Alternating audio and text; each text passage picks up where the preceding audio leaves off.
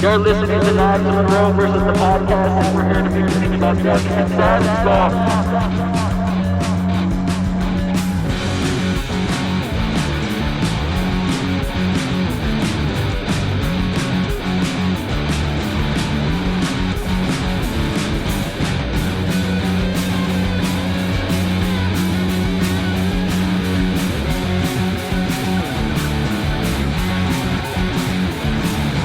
Welcome to another episode of Knives Monroe versus the podcast. I'm Knives Monroe. Thank you for listening.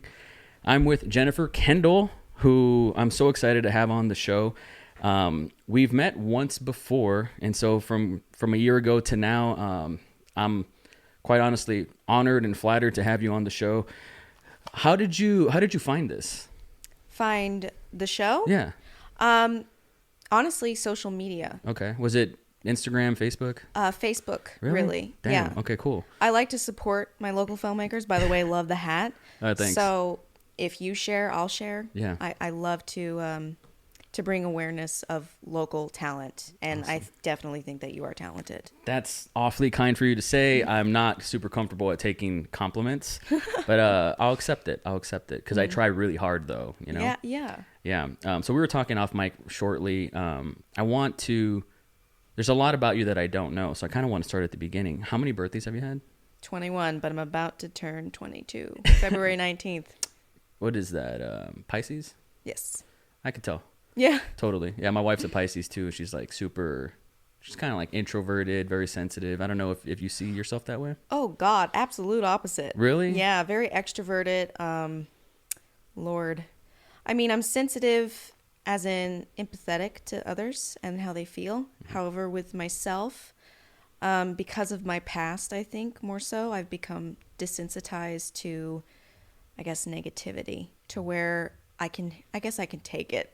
I don't want it, I don't welcome it, but I can, if it does happen, I can take it. Where are you just from? Let it roll. Originally, I was born in Sacramento, California, and then I grew up mainly in Northern California around Arcata, McKinleyville. And then I spent the last few years in California in the Mojave, Yucca Valley, Palm Springs area. Wow. And then my family, I grew up in a domestic violence household. Oh, very, very bad, yeah. My father, who I don't associate with at all, is Kendall. He writes very, very racist books, basically. Are you serious? Yes. And we would get a lot of death threats, so we moved around a lot. But anyway, at 11, my mother and I decided that enough was enough, and we packed up our van with as many things as we could take. Are you an only child? No, I actually have a sister. Okay. Yeah. So, however, my dad was sort of influencing my sister, so we had to do this in secret. And then pick my sister up and grab her as well to get her out. But my mother and I originally planned to get out, packed up the minivan with as many belongings as we could, and came to Texas. At 11? Yes. That's too heavy. It was a lot. That's why I said I'm rather desensitized to negativity. I've handled a lot throughout my life. I might be 21 going on 22, but honestly, I've lived enough lifetimes for like 3 or 4 people. Yeah, I believe you.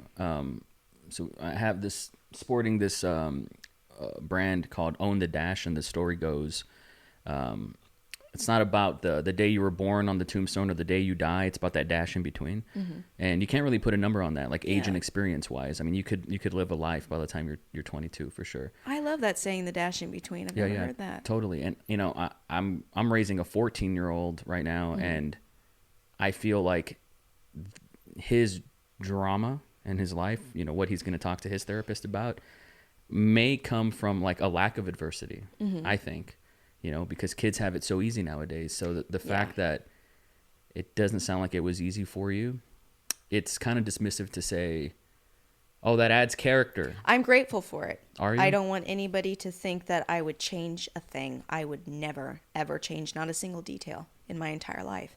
All the negatives have led me right here sitting on a couch talking to you. Yeah. And I'm grateful for the bad because it's given me the good.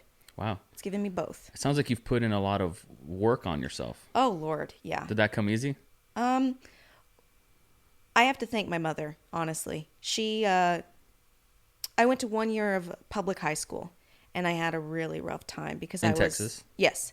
I had a really rough time because basically my entire life I was secluded from people. I was homeschooled because it was an abusive household and they wanted to keep that private. Not they, as in my mother, but my father did. So I went to 1 year of public high school, and it was really, really rough. And I was struggling and crying, and I did struggle with self-harm. And I talked to my mother about this, and she really helped me out. She pulled me out. She said I could be homeschooled again, but Montessori style, to where I choose what I learn. So at 16, we moved to Itasca on a farm, and I got an entire year for self-growth and reflection and healing. I'm so thankful for my mother for doing that. I've never heard of this before. Yeah, it was wonderful, and that's honestly where my photography started to pick up.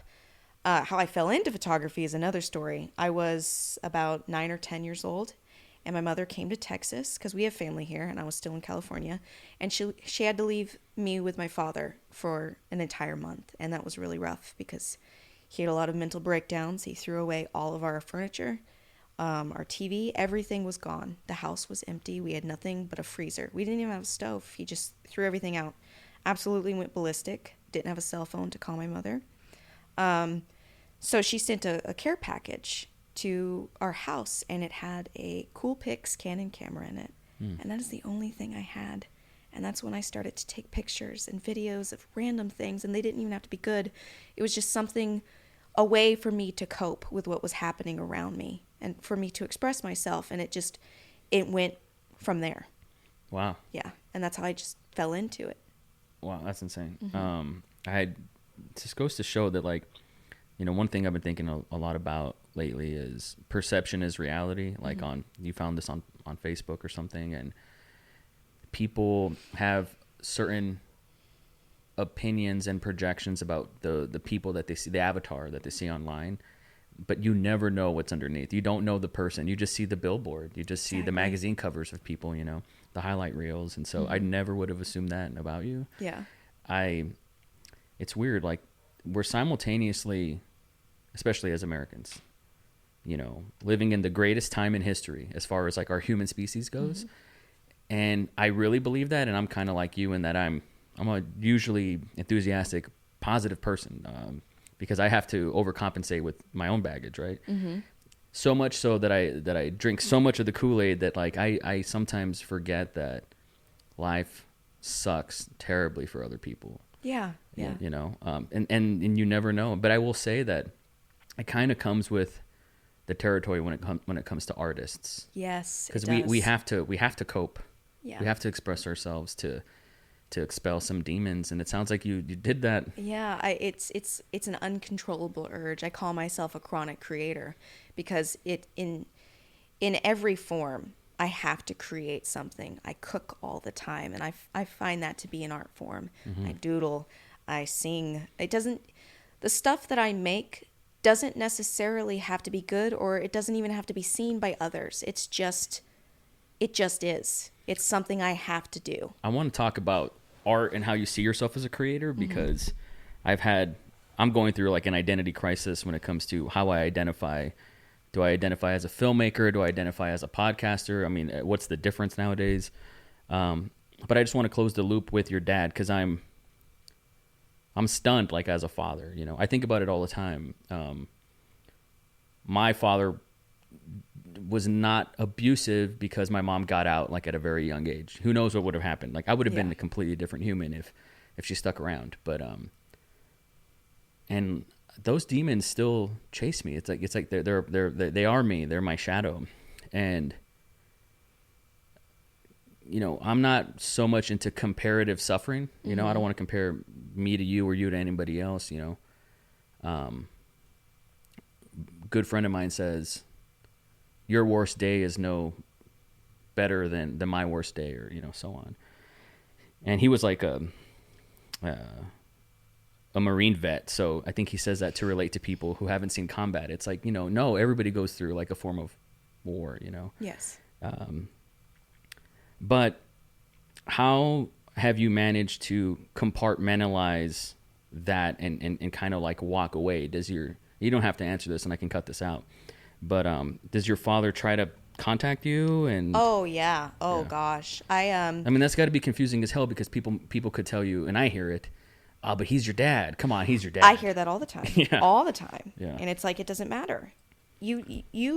They say you can't choose your family, but I do choose my family. Yeah. I choose my family and who I listen to and who I draw inspiration from.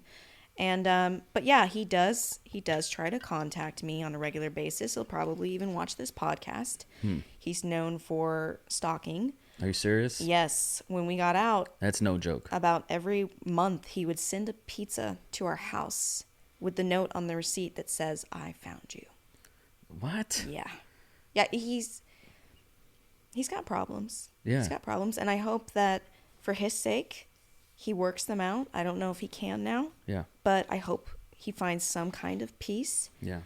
And for the question as to whether or not or how I walk away from it, I don't walk away from it. Yeah. I try my best to feel every wave of emotion You do. that I can. You don't try to push it down. No. Maybe I'm not going to say it's a masculine thing exclusively, but I think I've certainly felt socially conditioned to be like, to just bury it. I can't talk about it. Oh, It's no. not cool. It's not manly. It's not sexy. I'm not going to bring it up. It's not real. You Says know? who? I would tell people growing up, so much so that I got caught in a lie and I was like, oh yeah, I made that up. I would tell people that my father died in the Oklahoma City bombing. I've done the same thing. Have you? Yeah, I've done the same thing. I've told them. It's just people- better to think that they're gone, that they're Yeah. not there. And honestly, my father has died, and it's not a diss to him or anything. It's just I don't have a father, if that makes any sense. Do you know what I mean? Absolutely, I do. It's not me walking away from it. I acknowledge him and his existence and everything that he's put me through, and I feel it and I embrace it. Because if I do bury it, it's going to come back and bite me in the ass. That's for sure. How do you know that? I've had experience with burying things. And it manifests It in gets bigger something. and bigger and bigger, and more things pile up, and then you get into the habit of burying things, and then it just, I mean, a single raindrop is nothing, but imagine 1,000. Yeah. You'd overflow. Mm-hmm. So I try to avoid the habit of burying things, and I try to ride feelings out. That's Because, smart. yeah, all feelings are important, and all feelings, even the bad ones, Yeah. they really are. They should be felt because they show you contrast. Yeah. And without contrast, happiness is a flat line. I could really tell that you actually believe that. I do. We live in a almost like and it's fake to me online where people are, grinding and hustling and all this hustle porn that's out there, and so it's easy to get caught up in that. And I've also, and I'm projecting here because I'm pretty sure I suffer from some sort of mania because I have just highs and lows. And my highs, I think, are usually, they come from it's like pulling your parachute before you jump out of the airplane. It's like just in case. Yes. But it doesn't work when you jump out after that. So it eventually comes to a head. But there are people that check the boxes and present their PR versions of themselves, and they say, yeah, this is the way it should be. You just get back on the horse. But I don't know if I ever buy it sometimes when people say it, because it's it's traumatic, what you've been through for sure. And I think you'll be wrestling with it forever. And to actually come to reality and to come to terms with that is quite huge, especially at your age, because I don't think I figured that out until after I had kids. Mm-hmm. So that's impressive. So you got into it was a cool pic. Did you say it was like a Nikon or something? It was a Canon. It was a Canon. I Okay, still remember have that. my lovely Canon. I didn't even know you had your camera on you. Yeah. Yeah. I'm one of those too. I have to go everywhere with my Oh backpack. gosh, everywhere. Everywhere. Yeah. You never even, it doesn't even matter where. Mm-hmm. I'm that person. Even if I'm going to go pump gas and I don't get out of my car, I still take my stuff with me because Yeah. you never know. Exactly. I'm the same way. And so when did you start figuring out that you wanted to go all in on that? Recently. Really? Yeah, recently. When I met you, I looked at you and maybe, it was just such a brief encounter. Mm-hmm. Oh, just to provide context to my listeners. Mm-hmm. I don't know who contacted who first, Probably Hunter. Okay. Or no, actually, You're still with Hunter, right? No, actually, I'm sorry, I wasn't sure. No, we made the conscious decision to uncouple. Okay. Yeah, if that makes any sense. Of We're course it still does. really great friends. We're roommates, Oh, okay. Still business partners as well. That's good. That's good. At the time, I guess maybe I reached out to him. He reached out to me, and we were going to maybe trade cameras or trade lenses or something like that. And I met you guys, and you guys made quite an impression on me. I took you guys as like a young, hungry, creative couple that were like one another's muse. And I was like, oh, cool. And I remember giving Hunter like a lens, and it was my favorite lens because I felt like, well, he'll get more mileage out of it, because for me, a lot of what I do is documenting myself, and for a manual lens, it's hard to hit focus, you know what I mean? Yeah. And so I was like, this guy, he likes being behind the camera, and so Loves it. that's how we met. I think we exchanged contact info, and then I just started seeing you in front of the camera. So I looked at you, and I projected you, compartmentalized your brand essentially as a model. Yeah. And then I started seeing you more as a creative person. Yeah. And so far as behind the camera. So this sounds like it's a semi-recent transition. I started off originally as a photographer mainly, but at 11 or 12, I didn't have models or connections. I asked my friends, trust me. I was like, can you model for me? And none of them wanted to do it. So I used myself, and I put the timer on. All my early photos are taken by me of me. Do you have those? Oh, yeah. You should I have hold on to them. all of them. Oh, You yeah. should hold on to I them. don't delete a single picture. That's good. Ever. Put all that shit in the cloud. Exactly. You I would should. never delete a single picture because I consider myself to be the family archive. I have pictures of everything. Oh. Yeah, because I mean, when you're older, what's better than going back in memory lane and looking on those things? Yeah. You can travel back in time. It's a time machine. It is, Yeah. and that's why I love photography so much, because you can remember the moment you took that photo. Yeah. But I always tell people if I'm taking a group photo and they're like, "Oh, come on, get in," I'm like, "I am the photo, man." Yeah, like, yeah. I'm gonna look I'll back remember and it. I took that photo. Exactly. It's my eye, you know. Exactly. Yeah. Yeah, it's what you see. But yeah, I consider myself honestly mainly a photographer. The only reason I've ever been in front of the camera really is because I didn't have models. So, I mean, every once in a while I'll model, and I'll model for friends and catalogs and other random things, but I mainly love to be a creative. I love to be behind the camera more than anything. And I was very recently, within the past couple of months, I was having an identity crisis like most artists do. And I'm like, what am I? I'm a model, filmmaker, photographer. And I sat back and I was like, why do I have to be one of those? Why can't I be all of them? And I looked at something that I can pour my entire energy into at this very moment. And I said, what is one thing that's been consistent over the past decade? And I said, photography. Yeah. And that's what I'm going to be first and foremost. But I also identify as a filmmaker, a model, a creative. There's no label for me.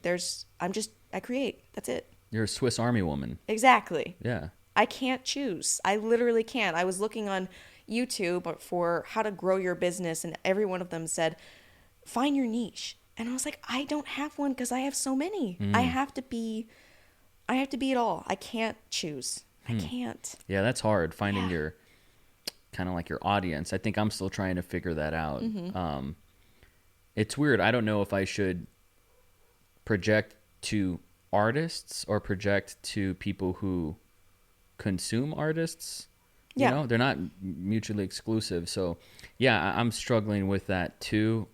But what I've realized is if you remain prolific and you take stuff every day and you distribute stuff, which is to say post stuff every day, eventually like a shape forms and you see who they are. Yeah. And you're like, oh, and they give you feedback. And then when you create this feedback loop, I think you start trying to subvert their expectations and you start curating art for them and you create a niche. Exactly. I completely agree.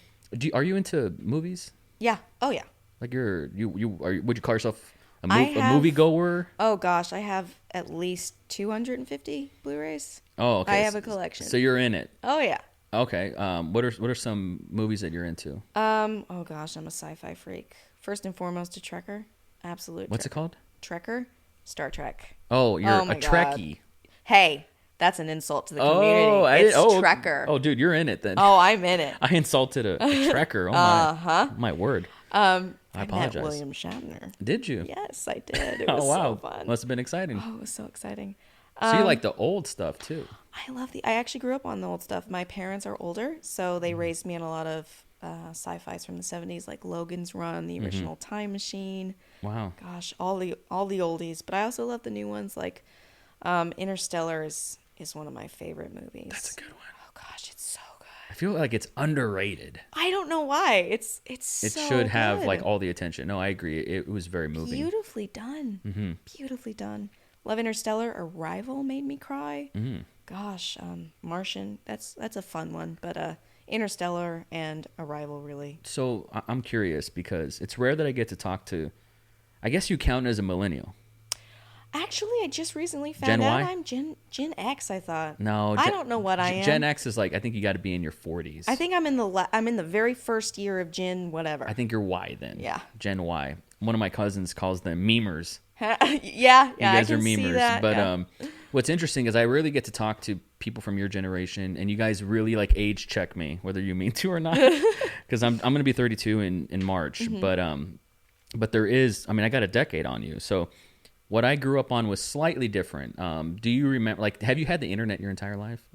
No, actually. I remember a time when I didn't. I remember AOL. I remember all those having to... Like dial up. And all Yep, that. Yeah. I remember that. Wow. But that was in my very early years, and then about 8 or 9 is when I think I got the internet. I might have just been in a delayed household because of the situation and Sure. the fact that my parents were older, but that's when a good I point. remember it, yeah. That's a good point. And I just think it's nuts because I'm curious. Like my son, who's going to be 15, going to be a freshman, which Fun times. it's lame to live with a 14-year-old dude, you know, who just reminds me of myself because I was fucking slob when I was his age as well. But he doesn't. I mean, he'll watch movies with us, but he's never like, "Hey, let's watch a movie." Yeah. Because it requires so much attention, you know. I love movies. And that's what's kind of surprising to me because he's grown up on YouTube. Yeah. Which is like, I'm going to watch what I want on demand whenever I feel like it. I'm going to search it. I go through my recommended feed. Short And attention span. Yeah, it's a very short attention span. And so it doesn't surprise me that I think movies are kind of like a pastime in a way. And it's weird. This is also in tandem with my identity crisis. Like, which is the medium that I invest my time and effort and money in? Because I don't know if movies are, I'm not going to say be around, but I don't know what the goal is anymore. And when I was your age, it's all I wanted to do. It's all I wanted to be. Feature films or short films? Well, feature films, really. It's weird. I made That's a dream. 3 feature films before I made a short film. Why have you not shown me these things? Oh, I don't know. Oh, I don't know. Did I ever show you? Maybe not. Well, here's the I don't thing. think so. I'd love to watch them, though. Once again, I don't assume that people are interested in that. I'm very interested. Okay. I love all art, honestly. I love it. Well, my first film, unfortunately, my second film, I don't, for whatever reason, have a copy of because me and the producers got into a big fight. More on that later. That's Filmmaking drama. Oh, it happens. Dude. Well, it doesn't have to, but it did. And I blame myself. So for anybody listening, I blame myself. But my first film is on YouTube, and I was 24 when I made it. And I, like, would have died to make that. And it's very modest. Like, it's very cheaply made. And so if you watch it, I do got to give a warning. Like, the sound's not great. The video's not great. The acting's like, you know, but the experience of showing it in front of an audience and selling some tickets and like tricking people to watch this movie was like one of the best experiences of my life. And what's weird is after that, it was kind of like you have your eyes set on climbing a mountain. I have to climb that mountain. And then you do. And then you realize there's just another higher mountain that behind you have to climb. That's the struggle of an artist. I think that's why, honestly, a lot of artists are just depressed because they do it and then they're like, I want to do this now, and then I want to do this, and it's just continuous. It's a never-ending cycle. That's why I call myself a chronic creator. I can't stop. I can't stop. Yeah, I called it when I was your age director's disease. Yeah, it's just so funny. That's a good one. It's just so funny. I think this is like we're cut from the same cloth in a way. Yeah. The reason why I asked you, if you like movies is because there's a lot of people, not just from your generation, but I've noticed there's been a new wave of filmmakers that have come because DSLRs and iPhones, and I'm so for it. But there are people that don't watch movies, but that know how to tell a story visually, that grow up on YouTube or something, and so they don't need to, back in my day, like, movies were the only game in town, so if you wanted to develop the language, you had to watch them. And now you can see documentaries, and there's Netflix, and there's Instagram and Vines and TikToks, and so it's not the only game in town anymore. And so there's so much. It's so weird to be like, I just don't know. Like, I don't know, and I've been struggling with this. It's a little overwhelming, honestly. I'm overwhelmed too. Trust me. Is it? Yeah. Yeah, I'm very overwhelmed. I've always wanted to do a documentary style, and I just recently talked to someone that I did go to school with. He is transitioning from female to male, and I'm going to do a documentary on his style. Cool. Or, I mean, his story. Cool. And so I want to dip my feet in documentary style, but I also want to do a feature film, and I want to do more shorts, and then I want to do monologues. And I just recently did a section playlist on my channel called Poetry, and it's just basically visuals. On your YouTube channel. I haven't shown anybody it yet because I'm trying to fill it up with content first, but I have a new YouTube channel. Congrats. Thank you so much. Wow. It's only me, basically, and it's got many different sections because I honestly don't have a niche. I just like to do it all. So I added a new section called Poetry to where I apply visuals to some of my favorite poems. That's beautiful. I love that. Yeah, thank you. There's a lot of outlets. That's why it can be overwhelming. Yeah. But I'm trying to honestly dip my feet in all of them. It's even weird. Just a little bit. And here's what I want to get at, and I bring up all this baggage because, and I feel like I have a responsibility to tell you this, and it might save you a decade.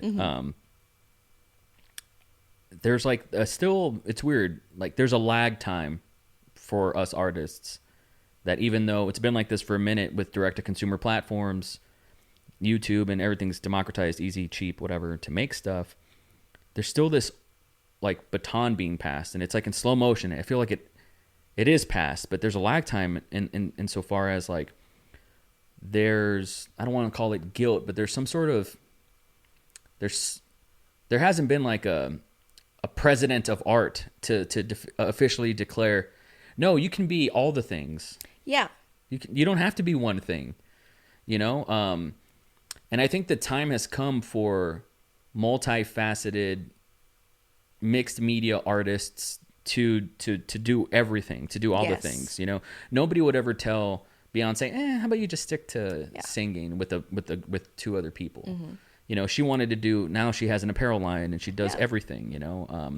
There were probably people who were like financially vested in her company to tell her, maybe you don't have a kid because it's going to slow down your touring schedule. You don't tell her what to do. Exactly. Right. And so my favorite artists are the ones that cannot be contained. I agree. And I want to implore you that you should do everything. Everything. And so whatever your brand is and however you want to market yourself or whatever, make sure to, however, like here's the thing. And I don't want to get the pronunciation incorrect, but is it Melitic? Mediquint Productions. That's beautiful. So do you see yourself like marketing more so that or Jennifer Kendall? Jennifer Kendall, honestly, currently. Okay. Because Hunter is more so focusing on something else, but Mediquint is not. It's not dead. It's just kind of on hold. Okay. Yeah. On hiatus, as they say. Yeah, you're right. You're taking a sabbatical. I am. Yeah. Yeah. I encourage you to go all in on your name, your brand. That's what I'm. Yeah. I spent like 10 years. I did not want to be like the Knives Monroe show guy. Yeah. Like, look at me. It's all about me until I started to cope. It was my coping mechanism to get this stuff out there. And then the feedback was there, like you spend 8 months on making a movie and you put the money into making a movie and then you make a podcast for free and it gets more attention than the movie. Like, eventually you have to pay attention to the feedback and say, I'm going to do this. Exactly. Isn't that weird? I completely understand though. Cause, Hunter's in my first short, it got some attention and it won some awards. I think I saw it. Whiskey at Midnight. I think I saw it. Yeah. Yeah. It got some awards. However, I've noticed that the stuff that we don't really enter into festivals gets more attention. So that's what I'm focusing on. Do you think it's because when you're creating something, it's with the intention of like obeying the Yep. the parameters of a festival. That's exactly what I think, because I think art is the rawest form of freedom. Yeah. And if you are making art for any other purpose than to be free and to express yourself, then I think that's going to show. And I think it showed. So there's a dichotomy here, and this is something I'm so fascinated to talk about you with, you know. There's a dichotomy of like this freedom, expressing yourself. It's awesome. But then there's, well, I got to eat. Yep. So how do you balance the commerce side of this? And you might not have all the answers right now, and Yeah. that's totally cool. But I'm curious as well, because there's not one right way to do it. There's only your way. Yeah.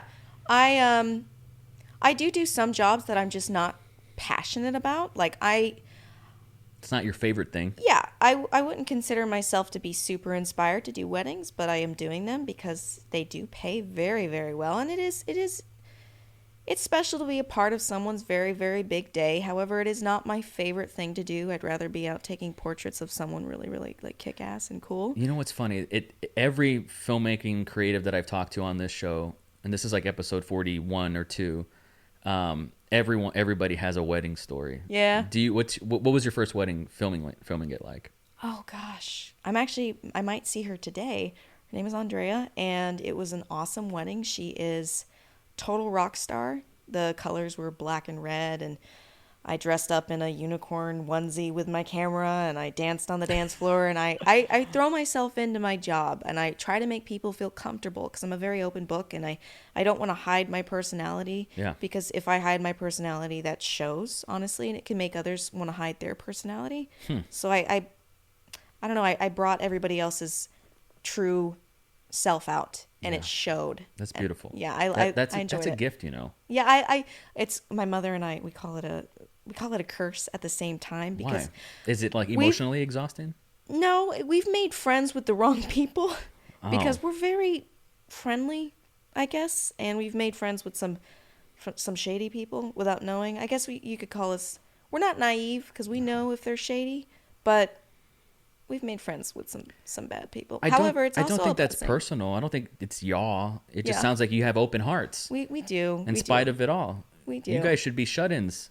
Shut-ins. Yeah, I mean, most people, you know, play the victim card their whole life. Mm-hmm.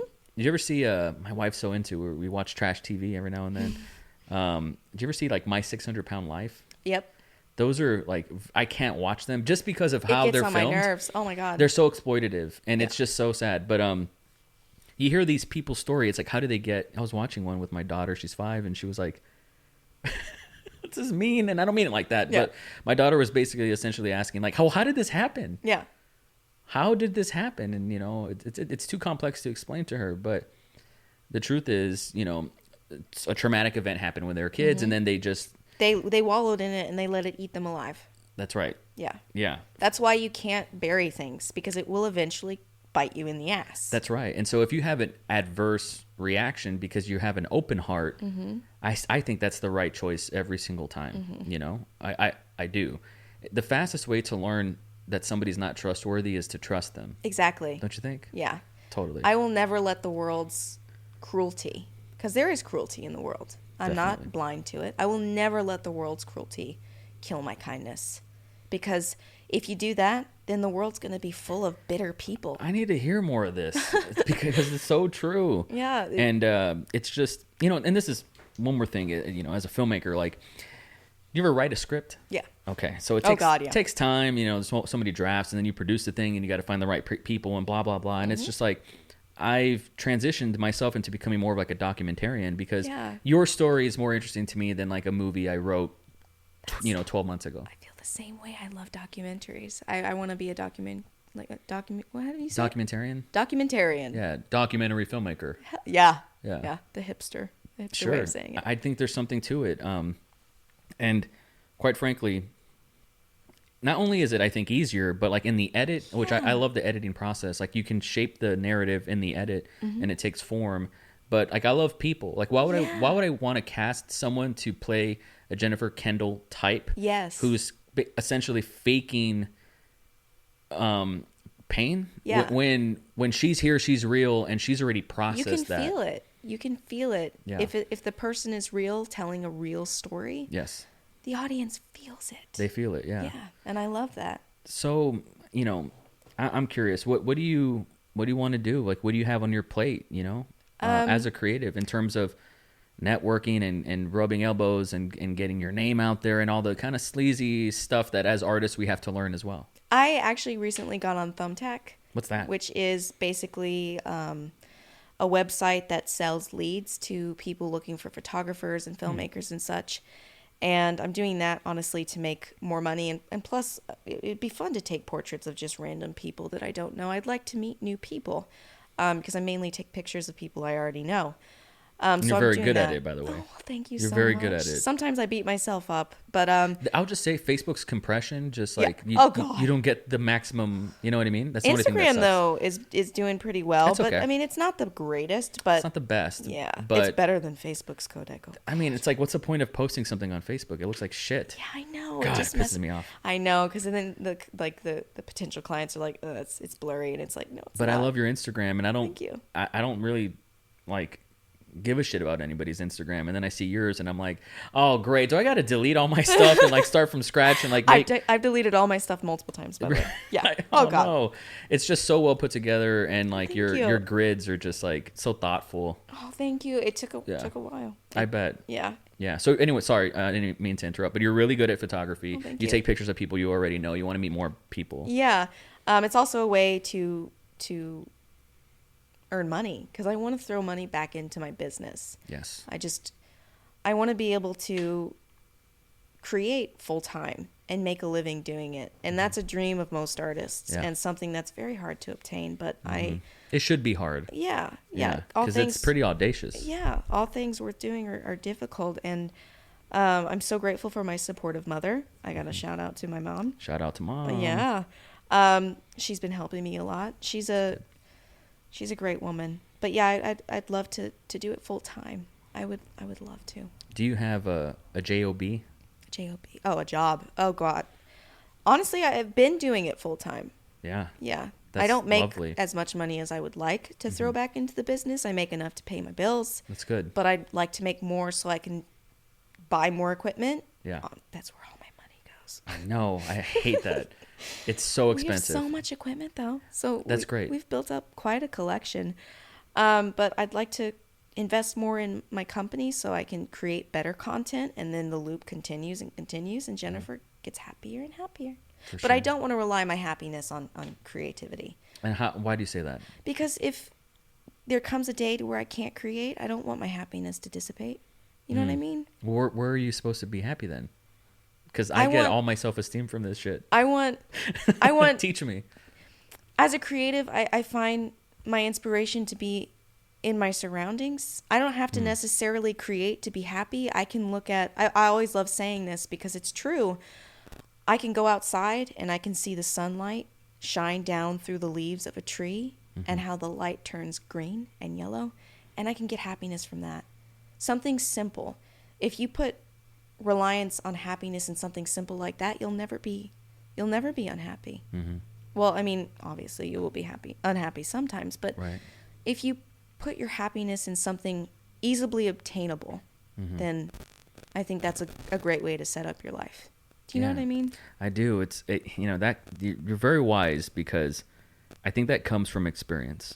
Yeah, it does. And I made a New Year's resolution this year to take care of my relationships with people. Like I want,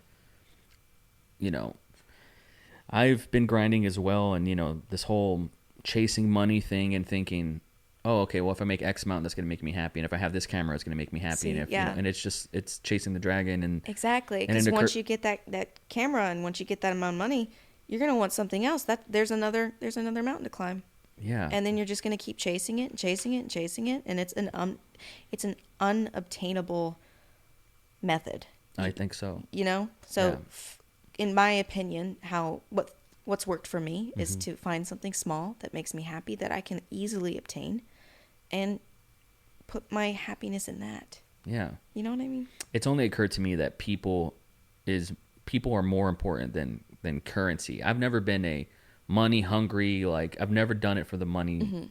I did free work for 15 years before someone was like, I'm going to sign this check and you deserve this. I'm like, oh, okay. Yeah. Even though I was starving and Starving artist. I know that too well. yeah, and it was unnecessary. I was kind of like a glutton for punishment. Like I just felt like I had to suffer. I glorified my suffering. Yeah, which is feel something you. artists do too. all and the time. yeah, it's not the right Mindset.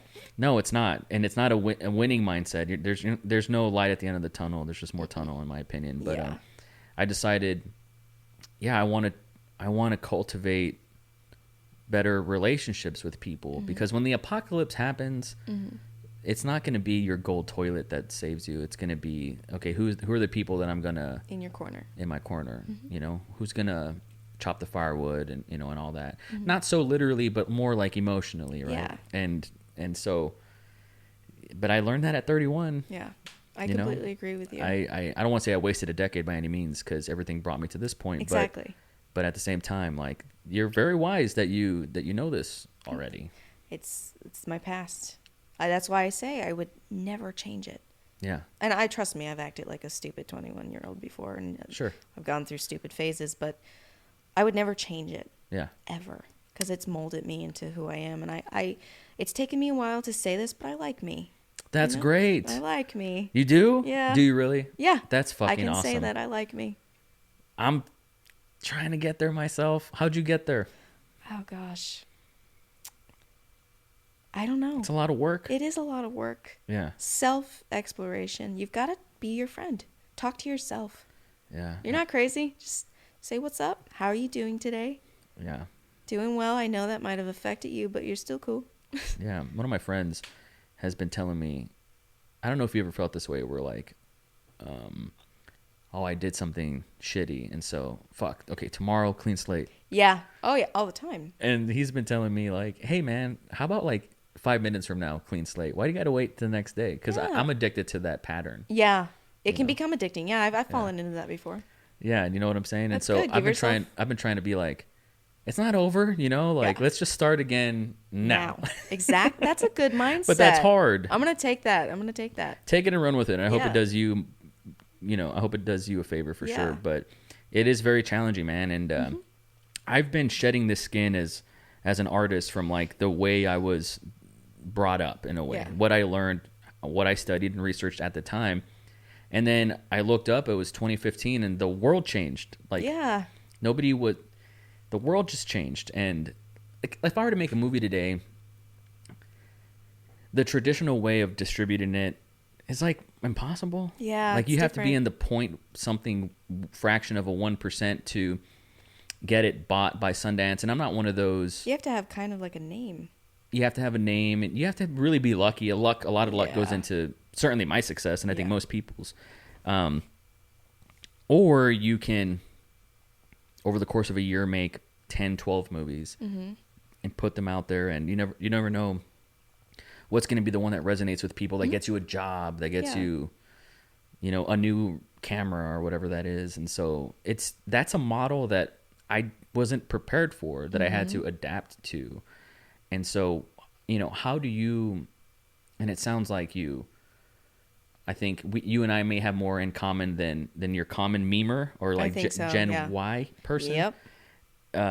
But how do you manage with where the art goes? Like you said, you're still sculpting your YouTube right now, and you're still building your portfolio, and you're still growing your business. But how do you know where things are supposed to go? How do you know when something's finished? And that process. Can you walk me through your process? I think it's a feeling, honestly. I can't really explain it because I feel it. I think I'm doing what you're doing. You're picking up your camera every day, and you're on your podcast. You're creating every day. Yeah, And that's what I'm doing. that's good. I think it was yesterday that I filmed the rain, and there was very little story. That's why I started this poetry section on my YouTube channel, because it's something that I can easily do every single day. I can film something small and find a poem that really resonates with me and record it and instantly have it out. I want to create every single day. Is it like a spoken word? Yes. Like, do you like speak it into a microphone? Yeah. It's Do you know any monologue. poems off the top of your head? Not to put you on the spot. I can reread the one that I read for the video. Yeah, let's do it. It's called The Girl Who Writes. It's love the girl who writes. Oh God, something about forgive the blue ink on her fingertips for the pins have marked. Just about a female that writes. Gosh, I can't remember it word for word, but I'll make sure to send you the link. Do so.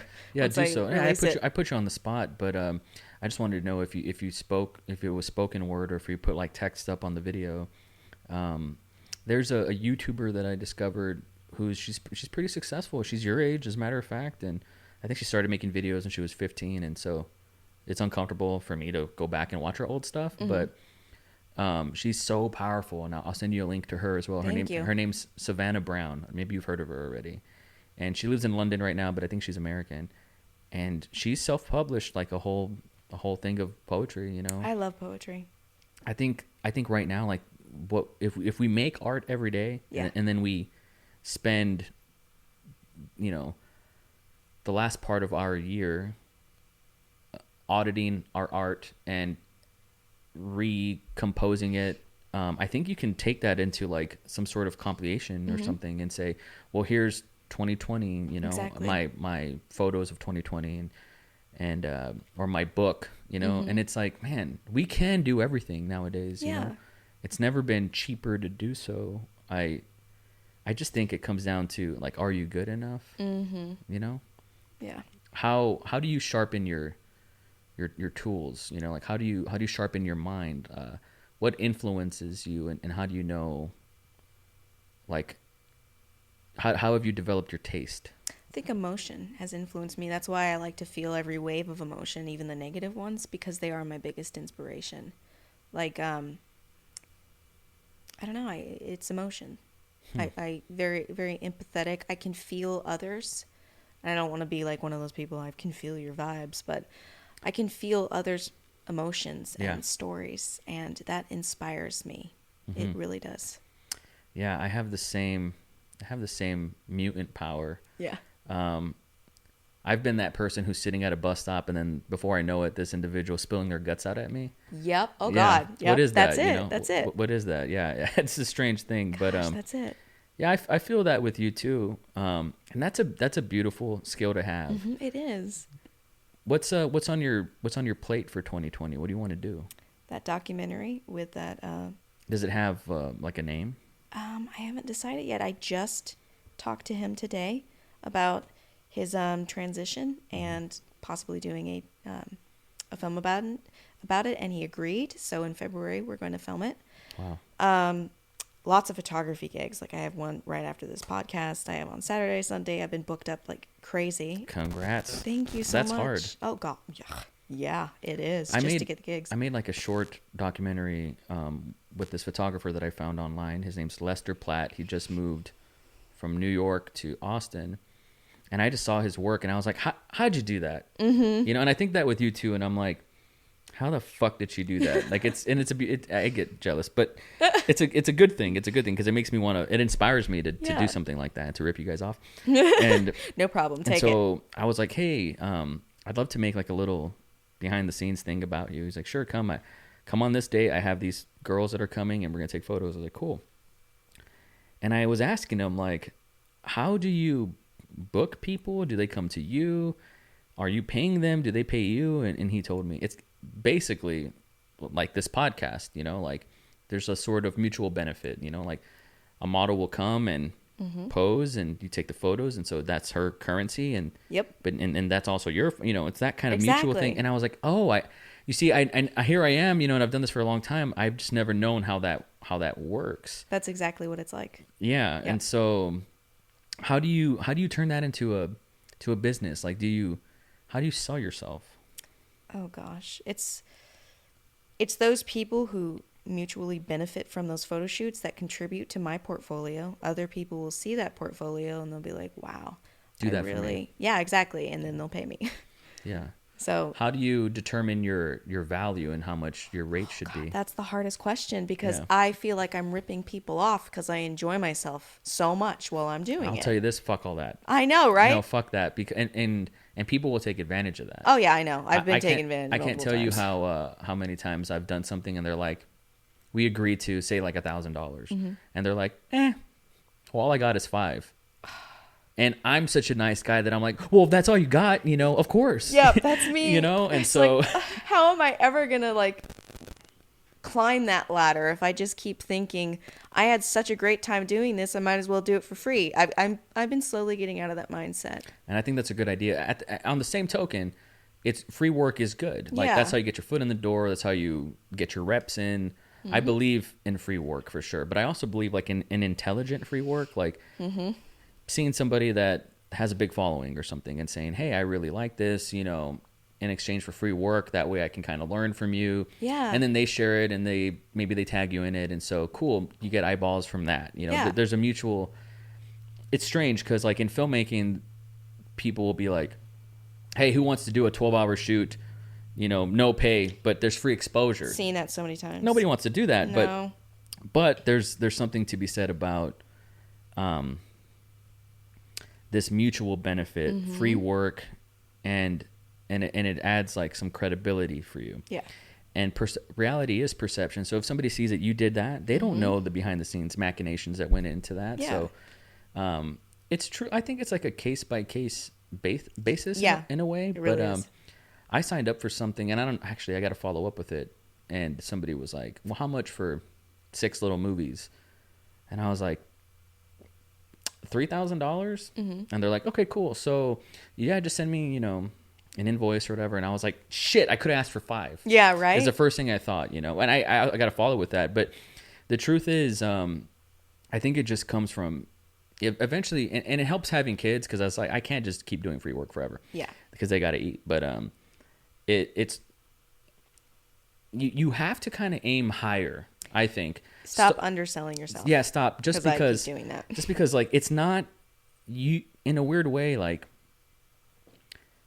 here's the thing. Like I'll do a short film for somebody that takes 30 hours. When you divide 30 hours into whatever they paid me for, it ends up being like $2.7 an hour or something. Let's just say, for example. Yeah. And so it doesn't make sense. Yeah. So it just, to me, it's like, you have to remember that they're paying you for the bullshit that they don't want to do and that they can't do. Yeah.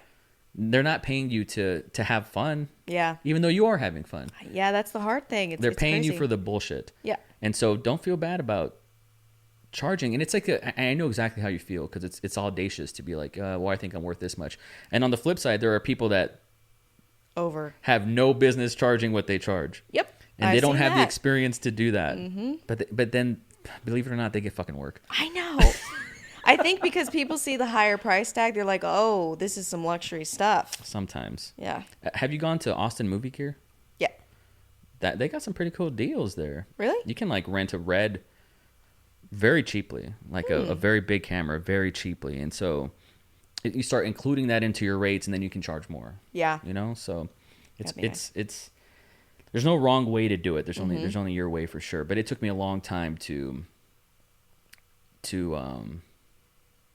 it took me a long time, especially here's the thing, like when it's a job, you have to charge, you have to do it, because it sets the expectation. And quite frankly, like it's easier for the client because they want to pay you. It's the easiest transaction. It's guilt free. You know what I mean? And yeah, it makes the most sense. And especially if you have a business, you have write-offs and so on. And so, yeah, I implore you to do that and just aim high, Jennifer, because honestly, like you're a rock star. Oh, thank you. And your work is just so stellar and so good.